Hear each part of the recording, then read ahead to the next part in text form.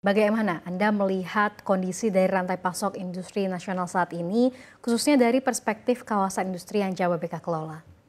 Ya, Jababeka sebagai pengelola kawasan industri yang terbesar di tanah air, tentunya sangat mendukung sebetulnya dengan inisiatif strategis pemerintah dengan terbitnya Inpres nomor 5 tahun 2020 tentang LNI Digital Platform yang tujuan akhirnya sebenarnya bagaimana untuk menurunkan logistik cost dari 25% mungkin sekarang sudah 18% yang 2 atau 3% masih lebih tinggi dari negara lain di ASEAN, tapi ujungnya kan akan turun ke 8% meskipun masih di tahun 2045.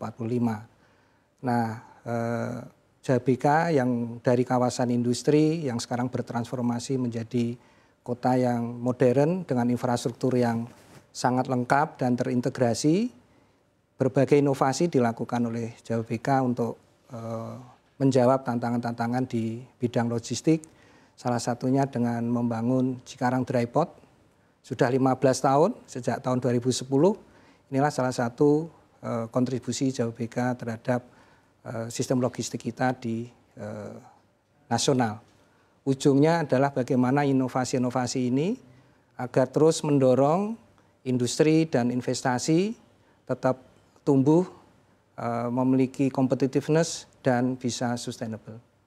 Baik, tadi yang disebutkan begitu ya, sudah ada Cikarang Dry Port dan juga tadi meskipun memang biaya logistik kita yang cukup tinggi dibandingkan negara ASEAN lain, namun memang harapannya bisa mencapai 8% di ASEAN pada tahun 2045 nanti.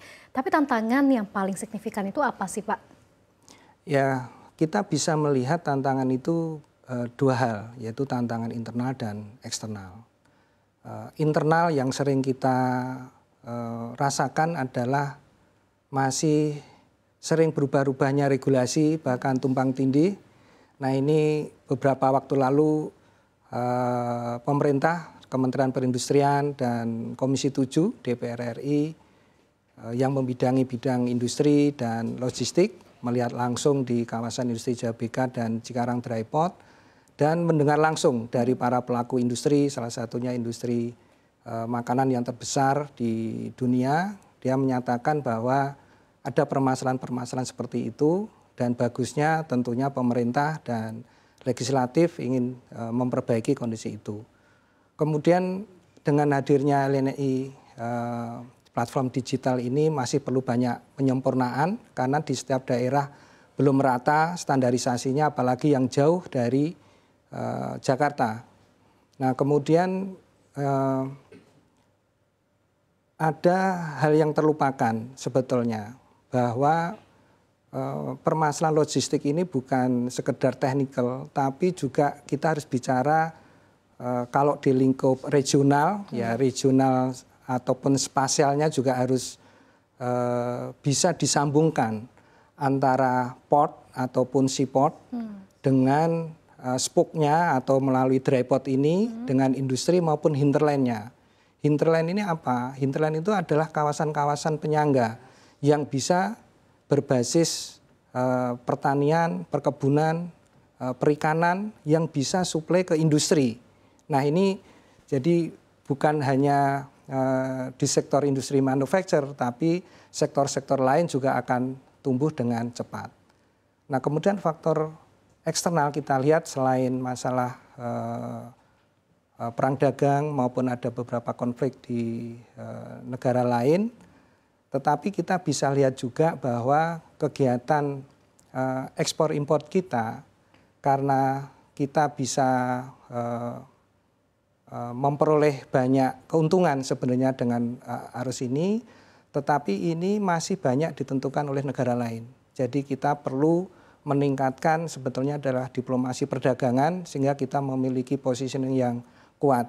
Contohnya apa? Bahwa untuk kegiatan ekspor impor, untuk layanan logistik maupun pemilihan transportasi itu masih ditentukan oleh negara lain. Nah, ini akan dan itu tarifnya dalam dolar, terutama untuk transportasi atau logistik yang berada di dalam negeri, yang ada di darat itu akan menjadi lebih mahal.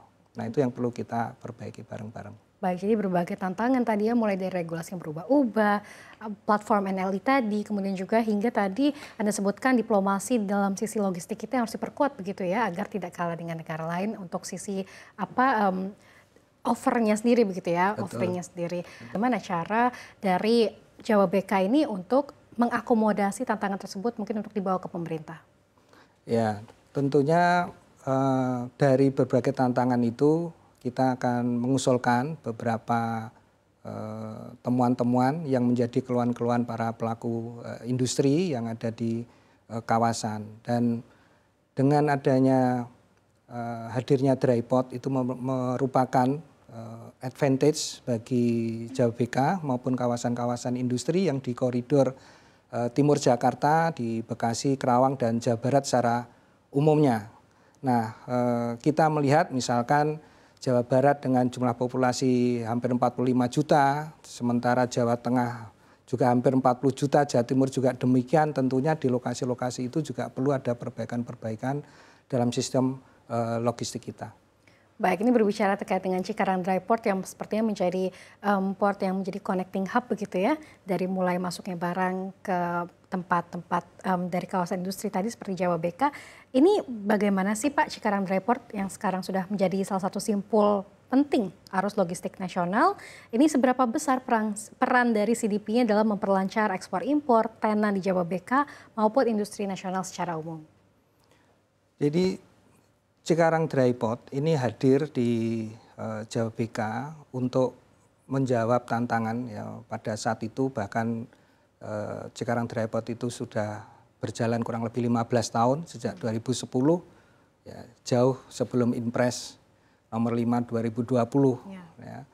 Jadi kalau kita melihat sekarang dengan mengcompare dengan yang ada di Tanjung Priok bahwa dengan layanan dry port ini bisa mengurangi 80%, 60-80% terhadap biaya logistik yang ada. Kemudian bisa mengurangi juga kurang lebih 60% angkutan melalui darat.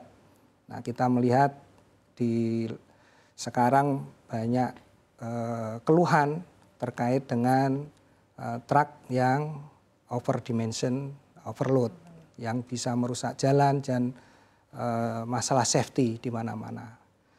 Kemudian juga mengurangi polusi 60% karena dengan terintegrasinya layanan yang ada di dry port itu bisa dikurangi. Belum kita bicara tentang kecepatan, kemudian menghemat waktu dan biaya yang tadi saya sebutkan.